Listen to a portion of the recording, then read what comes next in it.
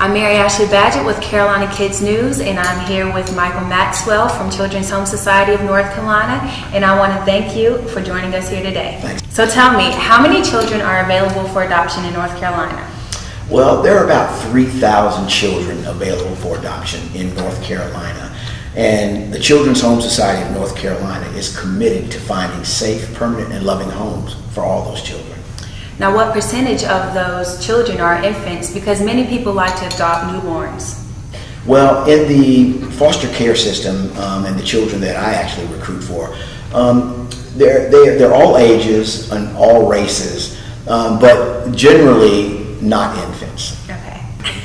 Is it difficult to adopt a child out of your race, or if you're gay, is it difficult to adopt a child? Well, it's interesting you asked that question because there are a lot of myths around adoption. People think that you have to be married. A lot of folks think that you have to be a homeowner, that you have to be wealthy, and all of those are myths, as well as gay and out of your race. Anyone can adopt. The thing is that they have to be able to have a clean criminal background check and fingerprints to make sure that they're safe for the children. That's the only thing that is most. Now, where does a person begin if they are interested in adoption? Well, if you're interested in becoming an adoptive parent, you can contact the Children's Home Society of North Carolina and request a packet, and we will send it to you.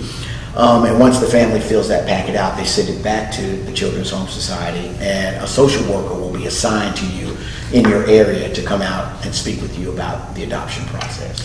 Is there any training that you have to get if you are going to adopt? Yes. If you decide that you want to adopt and you've filled out the application, you would go through what's called MAP training.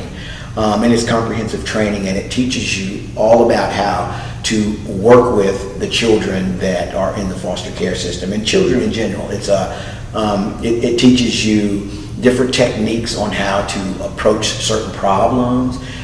It teaches you how to, turn negatives into positives. It's just a really, really good course that is helpful for working with children.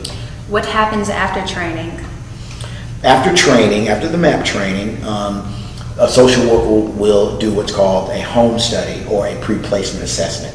And that is, the social worker will come to your home on 3 or 4 different occasions and take a family history to find out all about you and your family and family members that you have. And it's very, very important and helpful in the matching process to help find and identify a child that would best fit in your family.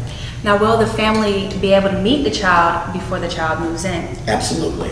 And we call that like a transition period. Once the child is identified that it's going to be with this family, we do what's called pre-placement visits. Generally, that takes place in the child's community. You get a chance to meet where he's from. You get a chance to learn all about the history of this child. You get to meet people that have been in that child's life that are important to him. And that child gets to also do visits in your home before actually moving in to live with you. Now, once the child has been adopted, will the family continue to see the social worker or meet with the social worker? Yes. Once the child is adopted, the family will get lifelong support from a social worker to help with as the child becomes a part of that family. And it's a wealth of information on our website. You can click on Waiting Children and see some of the children that are available.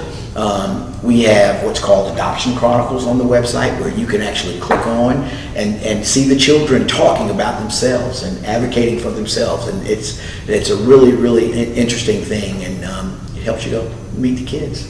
Okay, well, thank you. I want to thank you again, Michael, for joining us here today. Thank you so much for having me.